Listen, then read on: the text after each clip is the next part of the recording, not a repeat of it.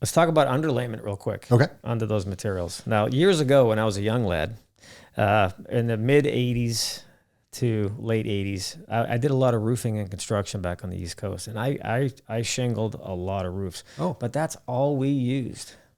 I mean, I used to work for a very big construction company, and I was with them for 3 to 4 years, and we did everything. Yeah. So I learned a lot, but I've only done, back then, composition, a very little bit of roll roofing. Yeah. So my main thing was composition. I could knock that out in pretty fast. Yeah. And I wasn't using nail guns. Right. I was using my Hand hands. nailing. Yeah. So I did a lot of those. I had a lot of experience with those. But that was it. I don't have any experience with the fancier stuff. Yeah. Like metal roofs or built up roofs, or I never did anything commercial, like those bigger commercial things. So that was my experience with that, but that's all I've ever done. So I can relate to that stuff. But as far as the paper underneath, it just seemed like a basic paper. I don't remember it being anything crazy back then, because I'm sure back then that's all it was. Yeah. Nowadays, they have much thicker versions, or is it a rubber now? What are you doing? Well, there's just all different kinds of underlayment. It's, I think, less critical what underlayment is used with composition shingle than with other types of materials, like, for instance, clay tile. Right. With composition shingle, our guys are using mostly the synthetic underlayment now. GAF makes one called Tiger Paw. It's just, the advantages of it are that it's a bit grippier to walk on. It will hold up better. So for instance, if you've got, maybe you're doing a roof in the wintertime, and you remove the roof and you've got rain coming in 2 days, and you're not going to be able to finish the roof, but you want to get it, what we call dried in. So you want to get that underlayment on there to protect against leaks. So or if it's new construction and the house is going to sit for a while, the synthetic underlayments hold up really well against water, against the sun, cool and warm. They don't start wrinkling and rippling like you'll see with the old school asphalt felt underlayment.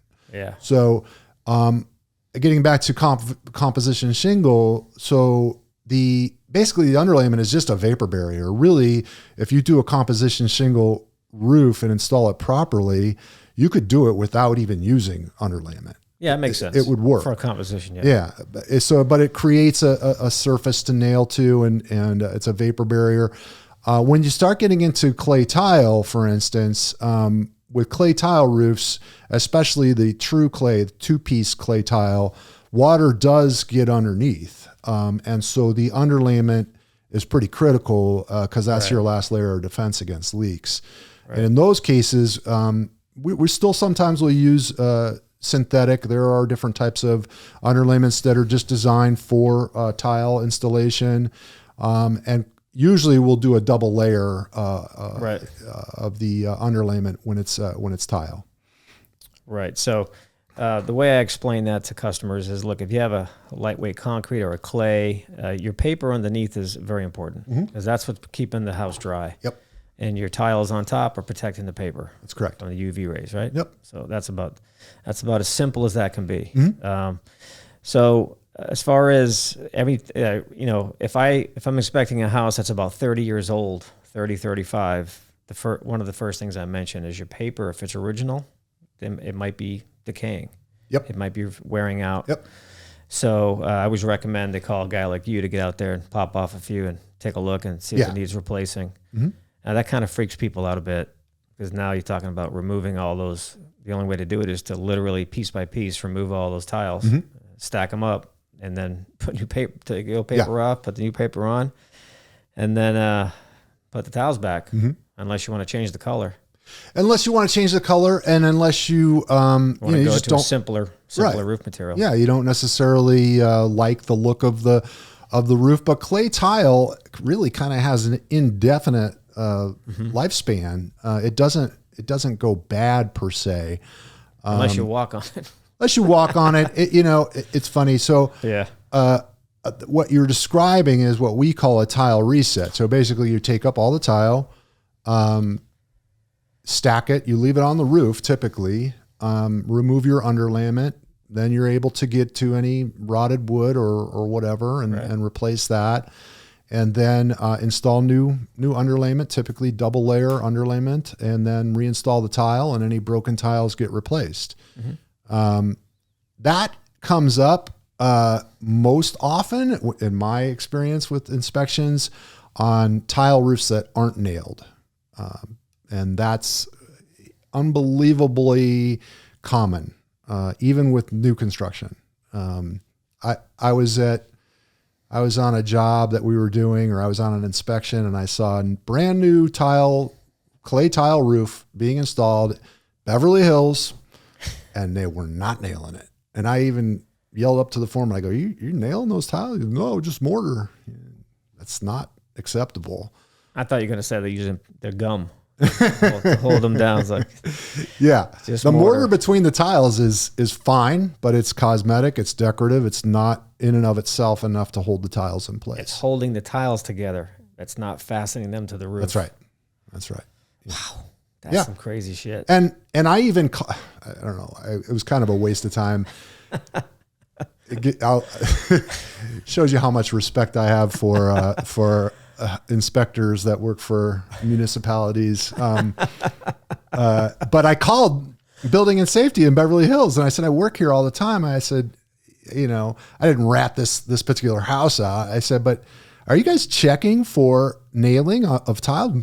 No, they don't check. Cool. You just saved me a whole shitload of nails. Right. And it's like, you know, it's not unusual if you're doing a job, if you're doing a brand new roof in Beverly Hills for a $4,000 or $5,000 permit fee for a new roof, and they're not even checking to see if it was nailed. And their excuse is they don't want to walk on it because it's tile. Dangerous. And they might break it. Maybe they could buy a drone. Maybe they could buy a drone or come out, you know, a third of the way through the job and just take a look to see if they're fastening the tiles in place. So, wow. But yeah, and it's, you know, the lack of nailing or securing the tiles in some cases is more critical. You know, certainly on a steeper roof, it's really critical because the tiles are gravity's going to do its thing. They're going to slip around. Seismic activity. Yeah, and they might look great and stay in place when the roof is completed and the mortar's holding them somewhat. But over time, just natural structural movement or wind or even seismic, they start moving around, and now you got tiles slipping all over the roof, and it just, you know. No. So get any tips for a guy like me who inspects houses and attics? So if I see a brand new construction or any clay roof, should I see nails coming through in the attic? Yes. Okay. So unless it's depending on what the sheathing is. If it's plywood, they should be coming through. If it's a 2x, okay, maybe they but you can tell, I mean, you can just lift up 2 or 3 courses in from the edge of the roof and lift up. You're not even damaging. It's not, I don't think, invasive inspection to lift up a tile and see if it's nailed or not. Okay. With clay tile is the most one that you'll see that might not be nailed, or also wire tying is acceptable. Wire for tying, fastening. yeah, I'm familiar with that. Yeah, I've seen that. I've definitely seen that before. So that's interesting. So let me.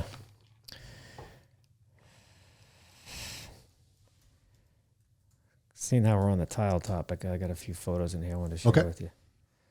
So this picture here, what do you think? Nice drone. Okay, is that a PVC roof? Nope, it's just a rolled roofing.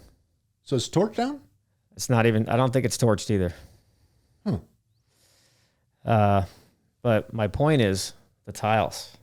See how they form on the edges? They literally have screws going through the opening for the fastener opening on the tile right into the new roof material. And it's everywhere. Yeah. So not so good. I wanted to bring this up because there's a few questions regarding this that I wanted to cover. So a little quick backstory on this. I just did this house like a few days ago. Yeah. And there was a roofer that showed up, did a roof inspection while I was doing mine. And how old do you think that roof is right there? That's a really good picture of it. So it's a really accurate photo. It doesn't look very old. If you're talking about the rolled roof. Yeah. Yeah. Same. That's the same thing I said. So I'm like, so before I went on the roof, before I droned it, Yeah. I got a roofer telling me, oh yeah, the roof's all worn out. Got to go.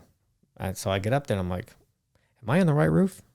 The buyer was with me. He's walking around, because there's a patio right there on the other side of that this center roof here. There's a doorway. So we walked out there. Yeah. And I said, really? He told you to? I said, this roof doesn't look like it's 5 years old, maybe 10. Yeah. And he goes, well, I had roof leaks. I said, oh, okay. Well, that has nothing to do with the look of the material I'm talking about. If you have a roof leak, it's coming from somewhere, obviously. Right. But let's take a closer look. Okay. That's where it was leaking. All of his pipe stack flashings, every single one of his pipe stack flashings were gaps. There was no sealant on any of them. And a couple of them actually lined up where the stains were coming through on the inside. There you go. I was like, I would start there. Yeah. Before you rip off a 5-year-old roof and replace it. But I said, I will agree with the roofer about these being wrong. This is not right. So my question for you, Chris, was make believe these tiles are not here. And the roof did not have a metal cap on these parapet walls. Okay. Would you automatically put one on or recommend one, or would you just lay it over like it was before? Well, so that's a bit of an unusual parapet because it's angled, and it's relatively looks like it's pretty. Yeah, it's taller here and less and narrower over there, so it's at an angle. The roof had a good pitch to it. Yeah.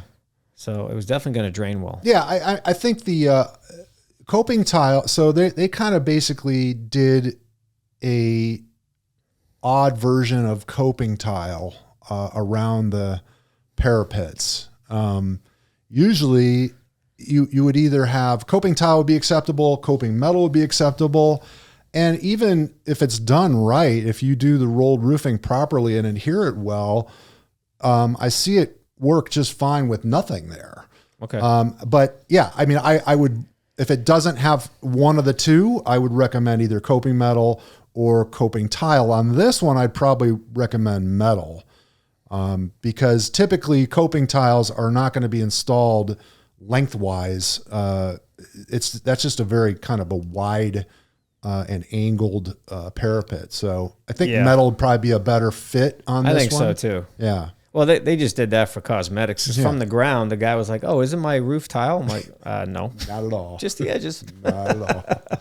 Yeah. And not to mention they're all loose. You can see these ones over here. I know. They're all at angle. Why are they at an angle? I know. They just used one fastener and it just kind of fell down. These ones over here. So it was kind of like pretty consistent throughout. Yep. But yeah, that's always a question I have. So when I go to a house and I see, this is a 1920s building, by the way. Yeah, and when I see like a 1920s era construction that's got a new roof, I always wonder, hey, should they have put a cap on this? Were they required to? I check the edges, make sure they're not lifting. A lot of times they are. I mean, if you look at the very top right corner, the far parapet, you see the wrinkling and the looseness on the right? Yes, that's common. Yeah. So it's difficult to get when you're doing your torch down, it's difficult to get a perfect snug fit everywhere. Yeah. A little bit of rippling like that, as long as it's not pulling the seam apart or in danger of falling down, I don't necessarily think it's a performance concern. Okay. Right. Yeah. Okay. Well, that about covers that. I think I have another. And then here's a wider shot of it. Oh. So, yeah, you can really see what's going on there. So now they put this part on right. Yeah. Not these. And then what is this also? This is a little porch roof. Okay. It's real roofing. The roofing looks okay, but the flashing's wrong, which I'll show you next. Where did it go? Look at the flashing. Not so good. Nope. Should be underneath. Exactly. So we're going to get the flashing shortly.